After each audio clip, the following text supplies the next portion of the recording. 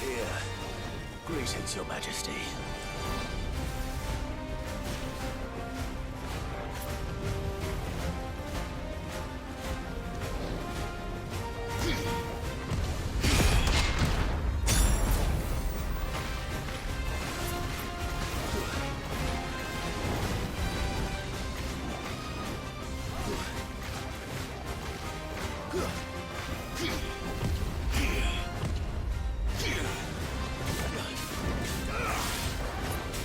Too slow.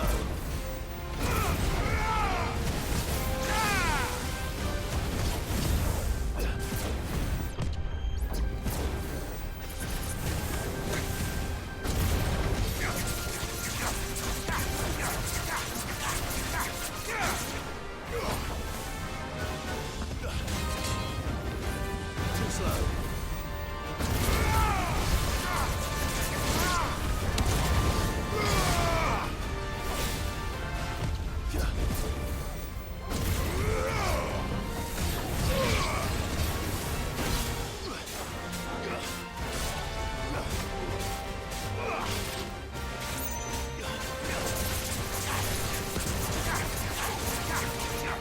To me, boy. Over here. Nice try.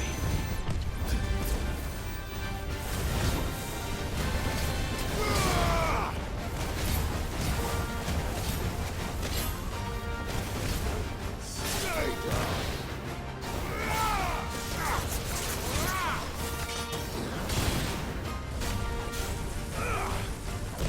Too slow. Nice try.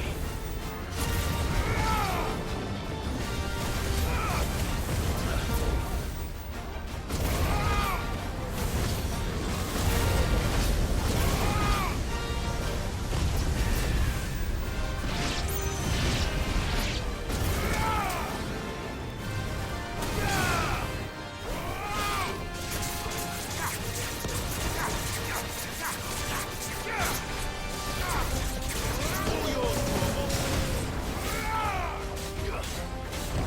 Too slow. Nice try.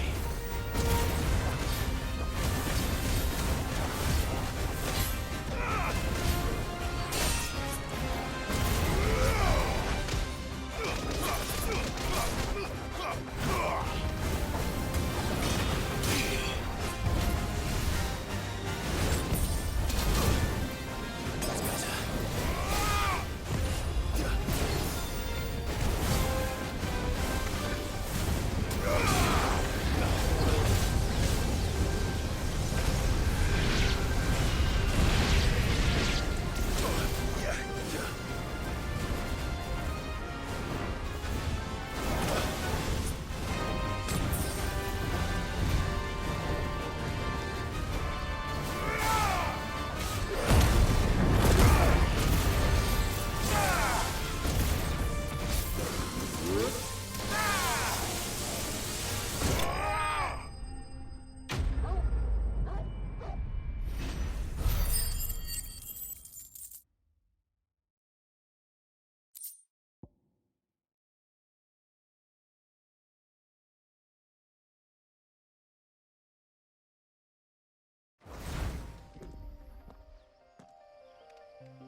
Your reign is over. Now to collect the ash. This looks like the stuff. Let's see if there's any more.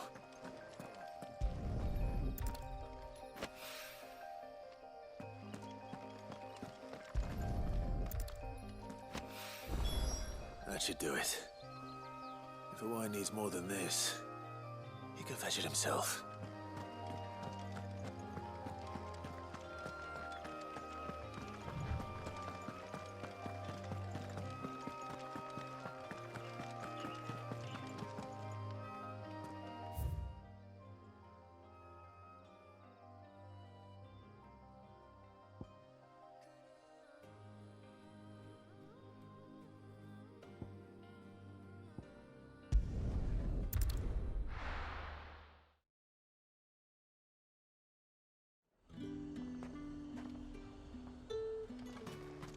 There's talk that the glass gate flood has finally spread to the wall.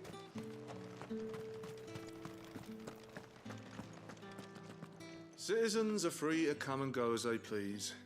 Checkpoint's open to all. You'll find a little beyond Norfolk. Did you hear?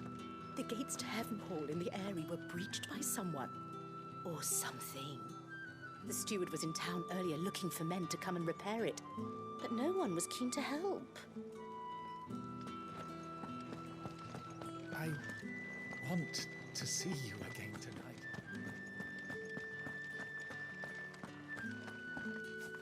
Time was there were great coin sacks swinging from every belt in town. Not anymore. Since the capital moved, they're all shriveled to the size of peas. Seeing as business is scarce these days, the Dame decided we should all learn to read. I only wish she had some smaller books. My arms ache something fierce. What am I going to do without sweet water and oil of talc? Still no caravan from the Dominion's perfumeries yet, then?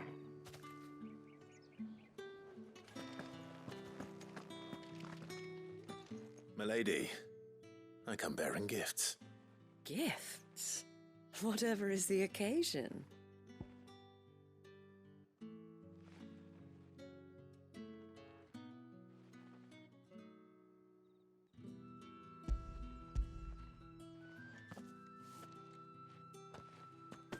Oh my. Clive, you really have outdone yourself. Otto asked me to give it to you. To settle the Hideaway's debt with the Veil. And to compensate you for the time it took us to do so. You disappoint me, Clive. I thought you might finally be warming to me. Tell Otto he can keep his baubles. I tried to tell him as much the first time around. The man owes me nothing, nor does the Hideaway.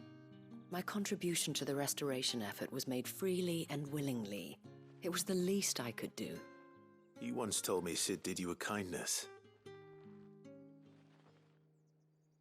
I'd like to do the same. Please, accept it. For my sake. And for Otto's. For all of us. For all you've done. It is rather fetching, isn't it? Very well. Otto is lucky to have you, Clive. I doubt anything could ever replace his son. But you and the others at the Hideaway are the closest thing he has to family. Otto had a son. Long ago, yes. Sid told me Otto lost him when he was just a boy, and blamed himself for not being able to stop it. I don't know how it happened, whether there was anything he could have done, but it was clear that it weighed heavily on him. I didn't know. How could you have? I doubt anyone did. Besides Sid, I've never met a man more keen to bear his sorrows in stoic silence.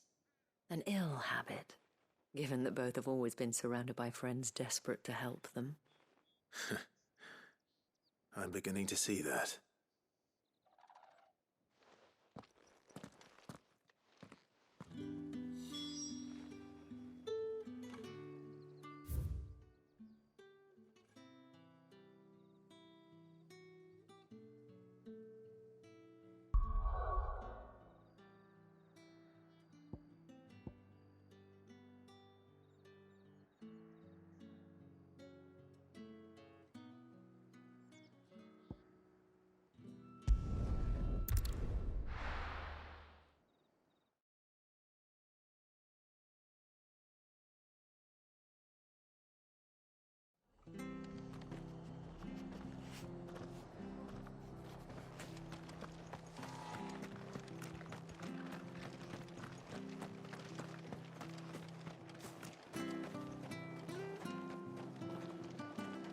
Anything catch your eye?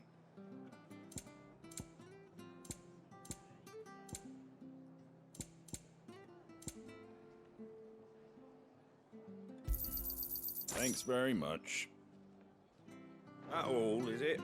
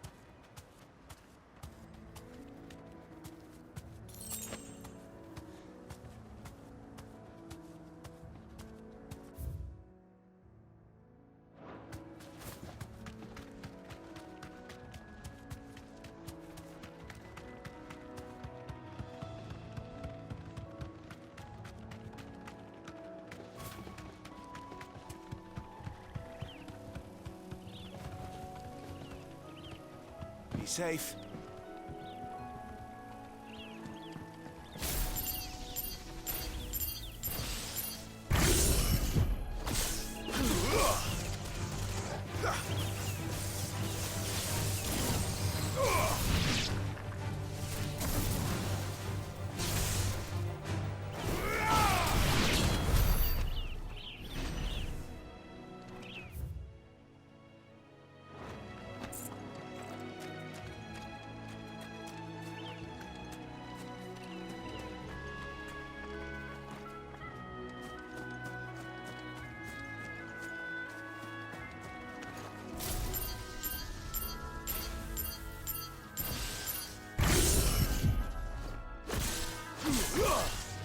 Garuda! Nice try.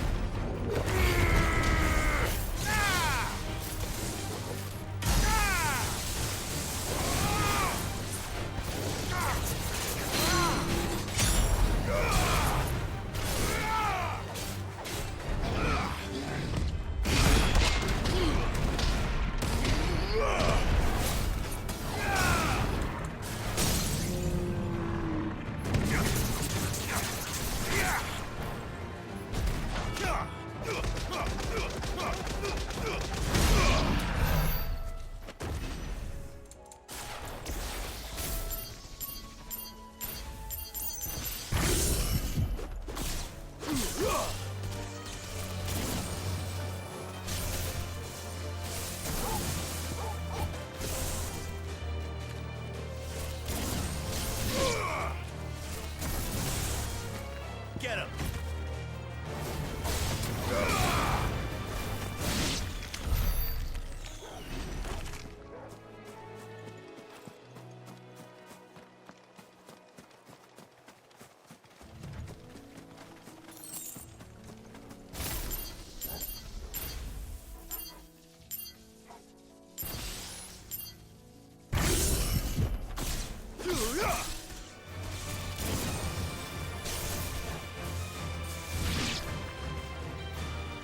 Over here!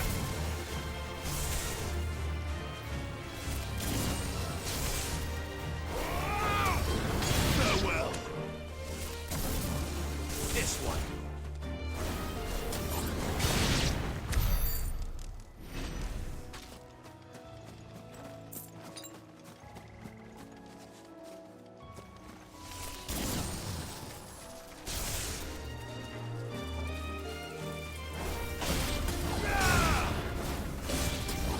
Finished.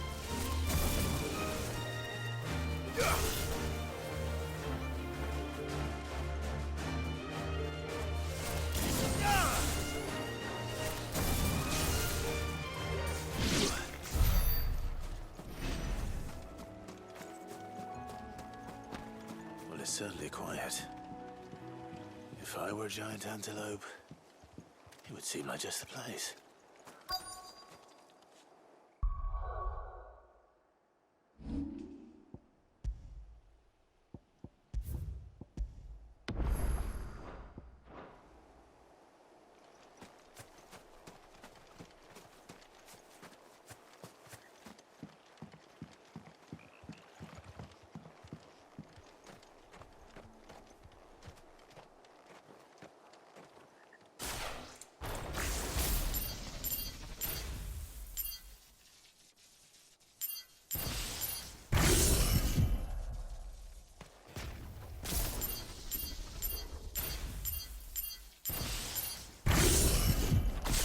I doubt we'll find one bigger than that.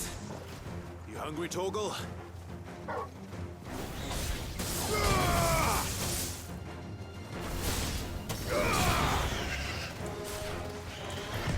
Too slow.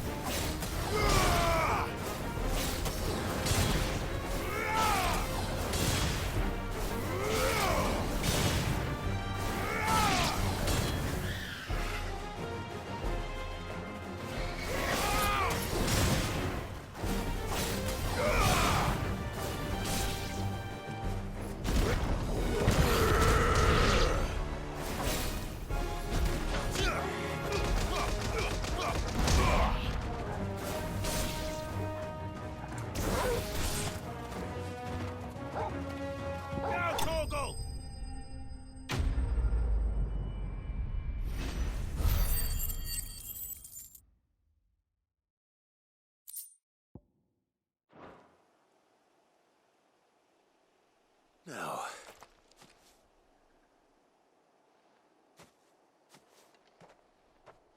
will it be enough, I wonder?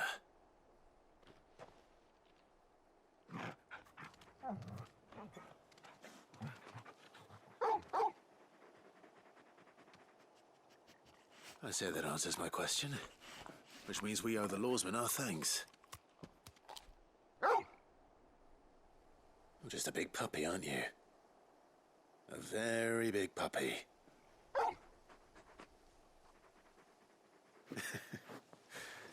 You do know you can take that with you, Torgal. Lady Karen will be relieved to hear you've got your appetite back. Come on, boy.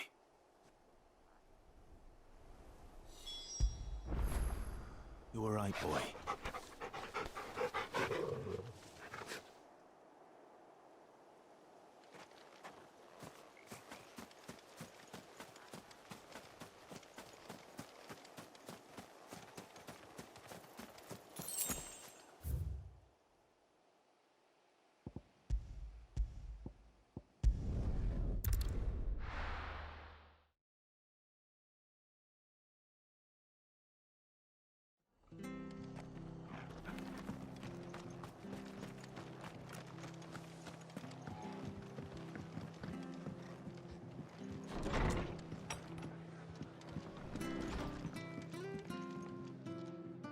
Clive, we weren't expecting you. I wasn't expecting to be here, but it seems we still owe you a considerable amount of coin for your help with our rebuilding efforts. And though I doubt it's what you were expecting, we were hoping you'd take this as payment.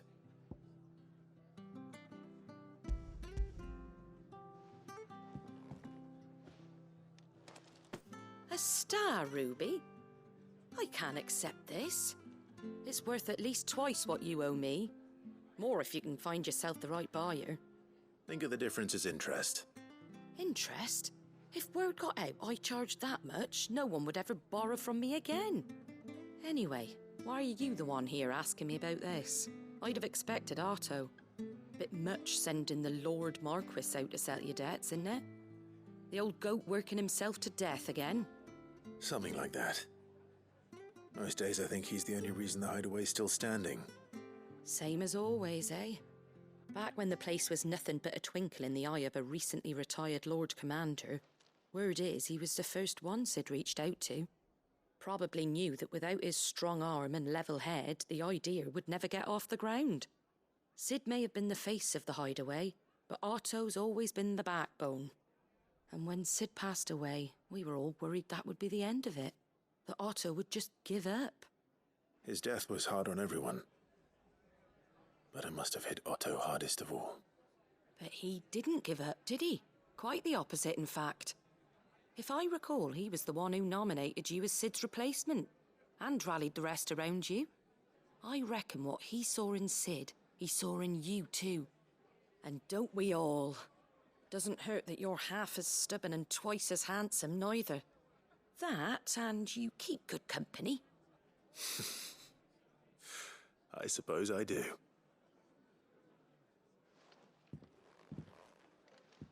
Goat will want to know the stones were delivered, if he's still with us.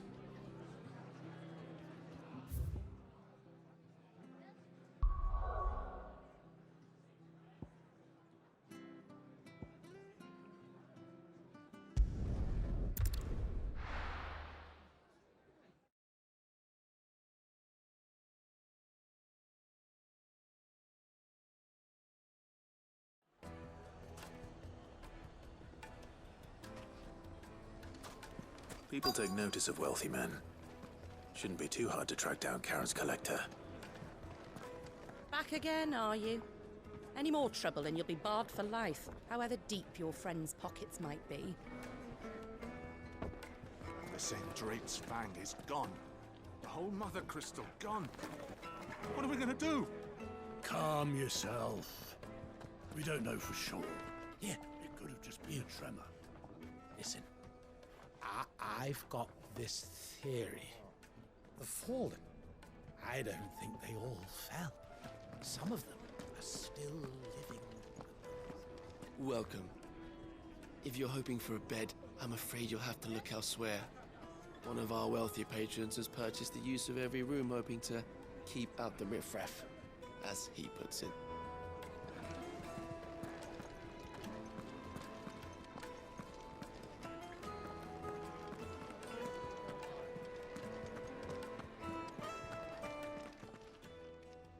My reputation will be ruined! Ruined! Calm yourself, Lord Ignac, I beg of you, before you do yourself a mischief.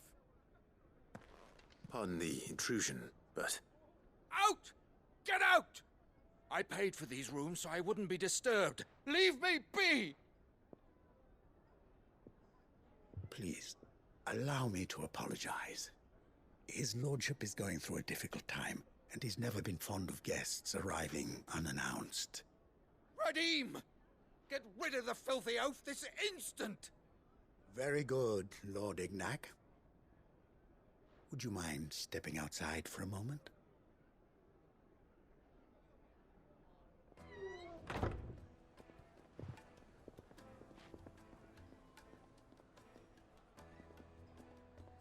I'm sorry if I've caused you any trouble. That? Oh, no. That's just how his lordship is. Though the morning's events have left him somewhat fractious. He has been dispossessed of his luggage, you see. The thieves also made away with a considerable amount of coin. Coin the innkeeper will soon be keen to collect. I don't suppose a certain blade was among the stolen items. A single-edged sword. It was purchased from a merchant friend of mine. Ah, you know Lady Karen. Yes, I'm afraid it was. Then I'll retrieve Lord Ignac's luggage. But I have one condition. You have but to state it. You are welcome to anything that is within my power to grant. I want an audience with Lord Ignac. A few minutes should be enough. Then I'll be on my way. A condition I would be a fool to refuse. Of course, you shall have your audience. I don't suppose you saw where the thieves went. I did not, no. Though some discreet inquiries made on his lordship's behalf mean that I know where you might find them. The bandit's bed.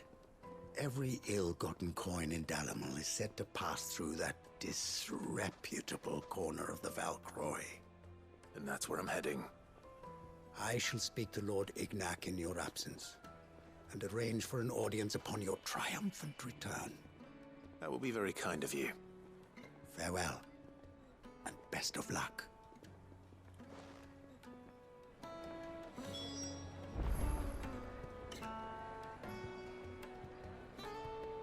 It's a wonder the Republic tolerates the existence of the bandit's bed.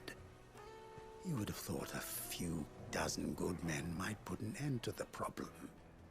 Then again, what commander would want to march his troop into the Valcroy?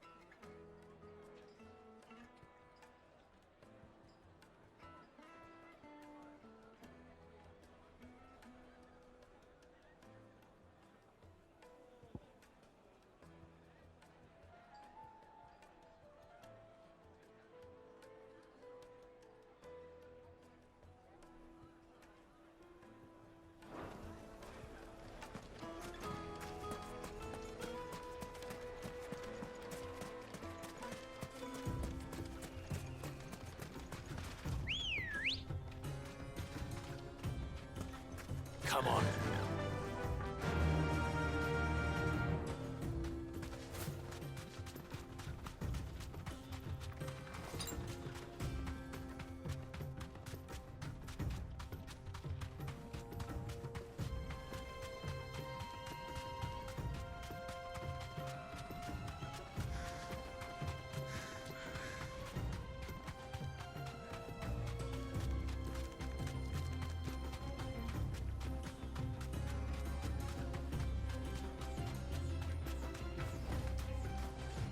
safe.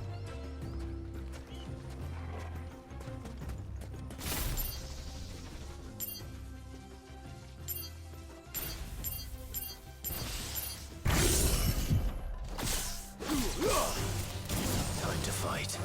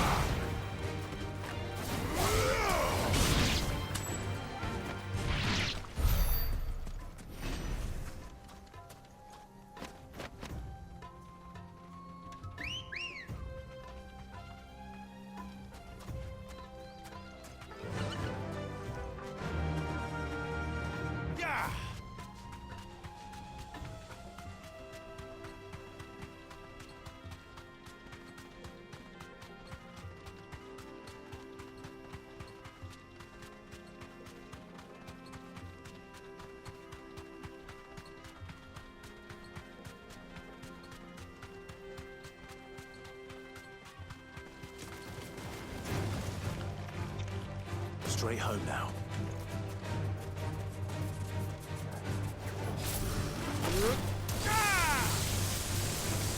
Farewell.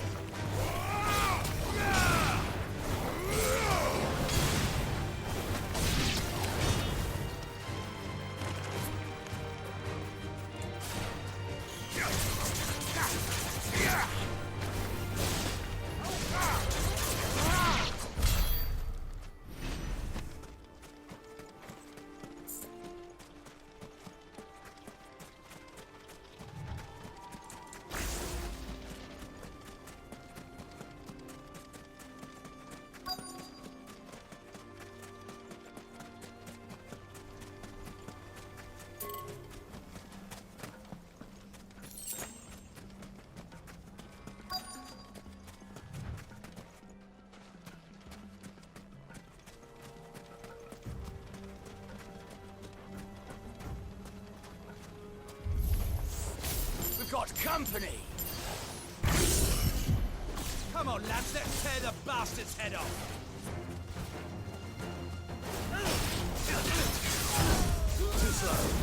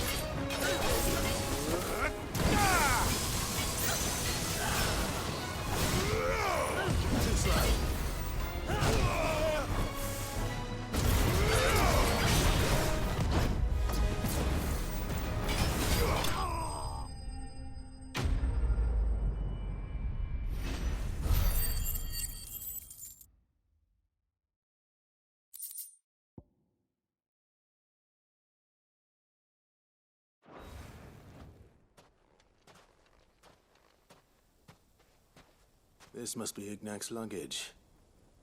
Nothing seems to be damaged. All right. Let's get it back to Dalamil.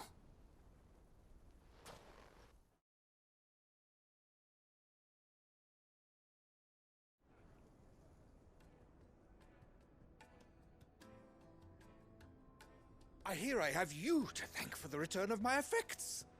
What shall I call you, my good man? Wyvern. Glad to make your acquaintance. A formidable name indeed. Well, Wyvern, I appear to be in your debt. Redeem here tells me you wished for an audience. Is that all? A few moments of your time should suffice, yes. You're a peculiar fellow, Wyvern. All right, speak. Master Wyvern was wondering if you could tell him about a certain single-edged sword you recently acquired. Oh, a true work of art, that one. Karen drove me hard on the price, but I would have sold her Radim here to get my hands on that sword. It was made in the Outer Isles, far beyond the Twins, and is used exclusively by the practitioners of a unique school of swordsmanship. They believe no combat should ever exceed a single strike, and hone their blades to such perfection that none ever does. Each sword is made for that one perfect stroke, and for that stroke only. They crack upon a second blow. There's a brutal sort of beauty to it, really. But how do they hone such an edge? Fine question. Why, they use a whetstone, of course. Whetstones, rather. A whole array of them, ranging from the coarse to the fine. 10,000 licks with the sharpening stone, then 10,000 more. But it is the final stone which lends the blade its legendary sharpness. A mineral quite foreign to this great realm of ours. And that is the key. The secret ingredient. Wyvern, it occurs to me that my little lecture is hardly equal to services rendered. Take this, together with my regards.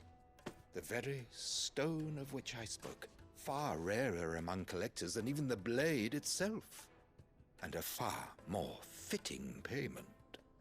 Thank you. Pardon the intrusion, my lordship. However, it is long past time we prepared ourselves to depart. So it is. I am locked in bitter competition with a rival collector of curiosities. I am one step ahead of the unscrupulous scoundrel, but he is hard at my heels. Are there many other collectors out there? Too many to count, but only one do I consider my nemesis. Lord Byron Rosfield. And is a perennial thorn in my side. I can imagine. Farewell, Wyvern. May our paths cross again. Radim, we mustn't dawdle.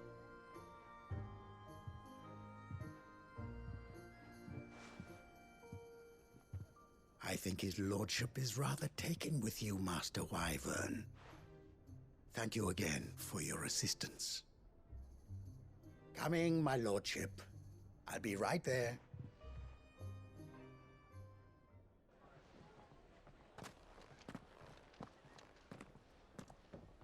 Trust Uncle Byron to find such an interesting rival. Now, let's see what Blackthorn makes of this whetstone, shall we?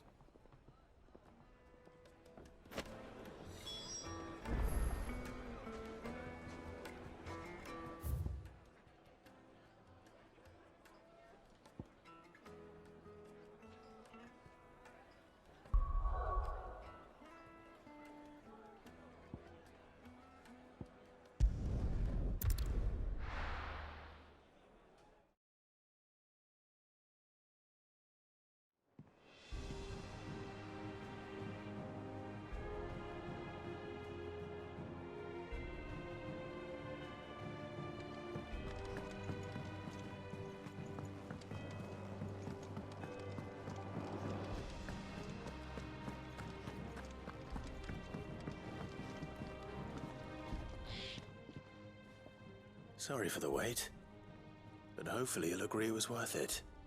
You learned something about that sword, then? I did better than that.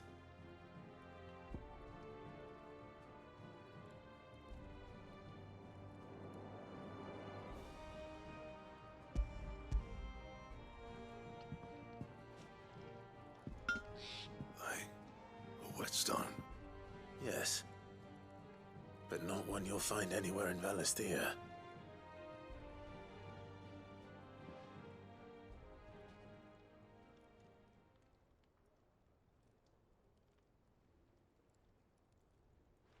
No wonder I couldn't get the same finish on the grinding wheel. One hit and all done, eh? Might not be so bad if all you ever fought were duels. Good luck on the battlefield. Your second opponent would be your last, no matter how good you were. Even so, is there some way it could be used to give the Curse Breakers an edge? I think so, yeah. With this whetstone and the right kind of steel, I could probably even make a twin of the blade that rattled me. But there'd be no replacing this little rock once I worn it down to a sliver. I reckon we get a dozen swords from it, if that. Swords that the Curse Breakers wouldn't know how to wield properly, and that would see them through a single fire piece. Nah, no point trying to copy that thing. Be about as much use as a wax anvil. But finishing our blades with a whetstone this fine, now that's something to consider. And what's finer than fallen masonry, eh? Or more hard-wearing, for that matter. Just imagine it. Good Valisthean steel with an edge as sharp as any found in the Outer Isles. I won't make a copy, nah. I'll make something much better. I'm sure the Curse Breakers will be delighted. Just don't push yourself too hard. Don't you worry about me, sunshine.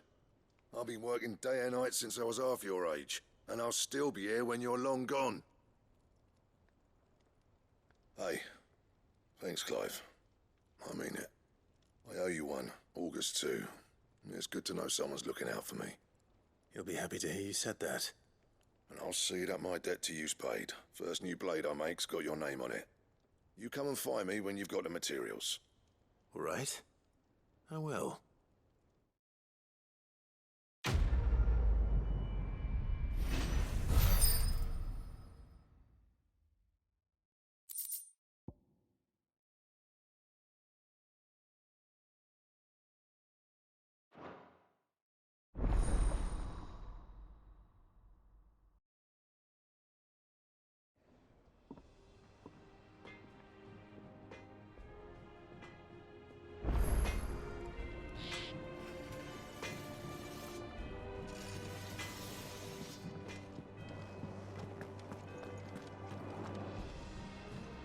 I noticed you and Torgal had gone off somewhere. Take him for a walk, did you? You could say that.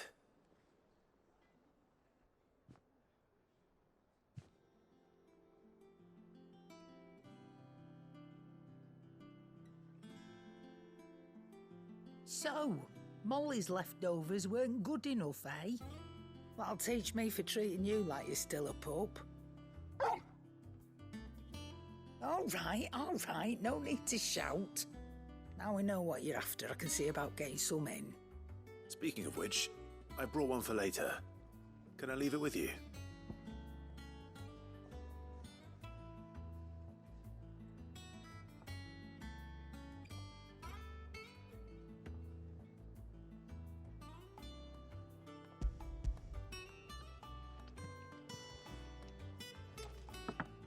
You can, eh? I'm nice like that. In return, you can thank Tomes for me. The bloody know-it-all. I was just on my way to see him.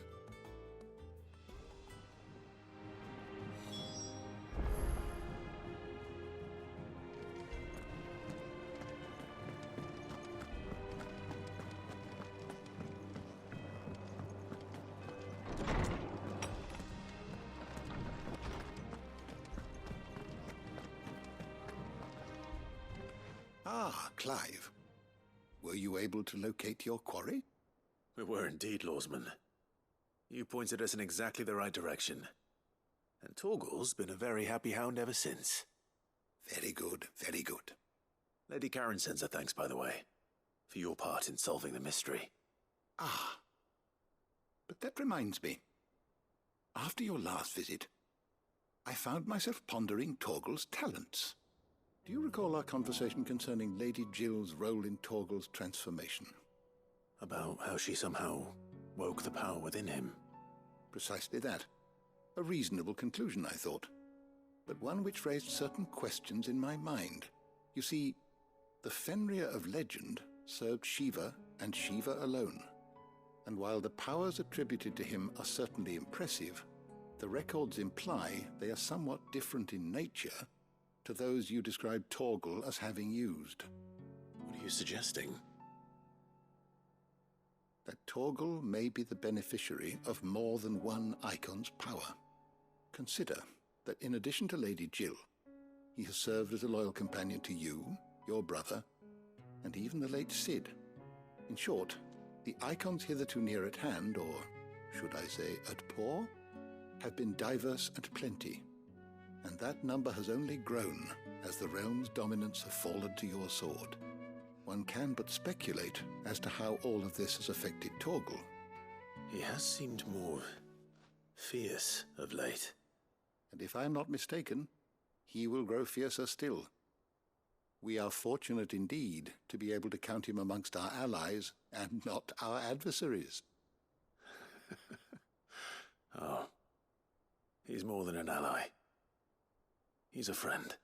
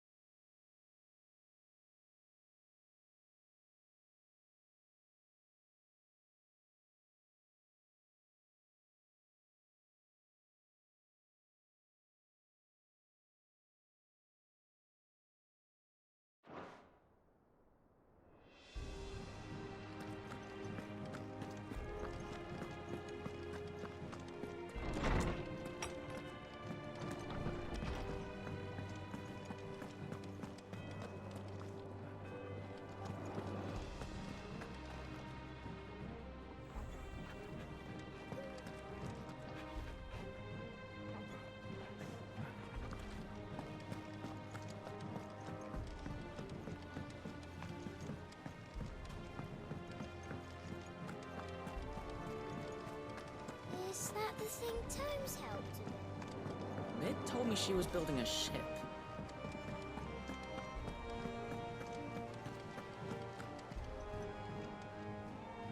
Goat. Still alive, I see. So Lady Karen accepted the ruby. Ah, about that. I tried my best, but she was just too stubborn to take it. She threw it right back in my face, in fact, and told me I could stick my stupid stone where the sun don't shine. Karen refused payment. I hope it wasn't something I said. I'm sure you were as tactful as ever. Let me see what I can do. Oh, wonderful. I hope you have better luck than I did.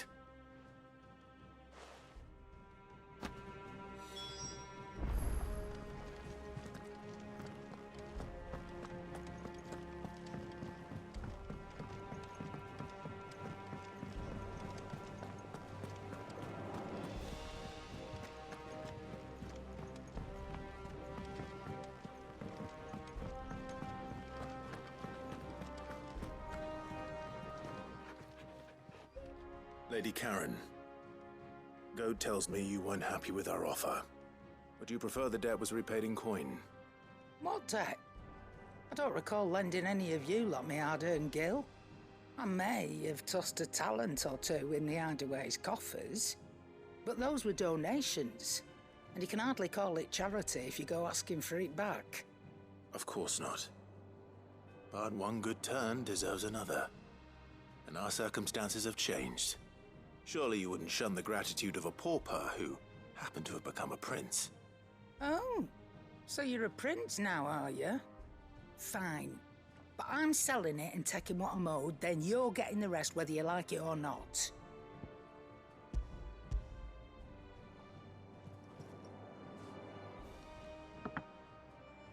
Where'd you even get this? A decent trader might nab 1,000 talents for a star ruby. A canny one, meanwhile, might claim it were nicked from the belt of Cid the Outlaw himself and ask twice as much. Might be I already have a buyer in mind. Might be you even know her. A fine continental maid whose beauty's only eclipsed by a guile in commerce. You wouldn't mind, would you? Not at all. Just be sure to tell her that it's always a pleasure doing business.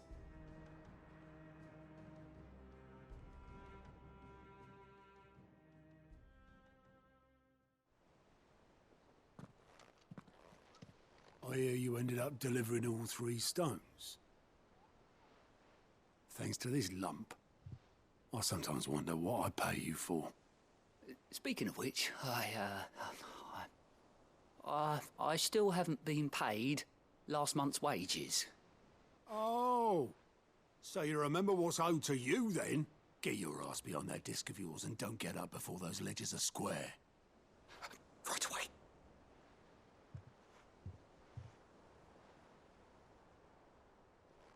I've seen that before. You have, yeah. Plenty of times. It was the only goblet Sid ever used. Either out of habit, or because the filthy sod couldn't be bothered to find a clean one. I knew so little about him. Like most people. Martha and the Dame both seem to have fond memories of him. Huh. I bet they do. How long did you know Sid before he... Before he died? 20 summers, give or take. Back in the day, I was a purser on a trade ship, which is where I met him. He bought passage to... I forget where. But having nothing better to do on the long nights, we set up drinking island rum till the morning bell dragged me back to my duties. Quit my post not long after that, on account of making a fine maiden's belly fat. But me and Sid stayed close, promising we'd one day sail the seas again. That was before fate stepped in and said she was having none of it. The magic woke inside my son soon after his first name day, and there was no hiding his knack. Couldn't you and your family have... My family were the ones who summoned the constable, wanted the monster taken away. I couldn't turn my back on him, forget what I felt, and I couldn't for the life of me understand how they could. Luckily, Sid was of the same mind as me. It was him who stood beside me when all I wanted was to tear the whole world down. Him who cried for me when I had no tears left of my own. Him who swore he'd do everything he could to stop it from happening again. And he was true to his word, too. Left the Royal Army once and for all. His ranks, his ribbons, gone. Just like that. Threw away everything he had. All to right a wrong that no one else had the courage to face. I knew then I'd follow that man to the ends of the earth.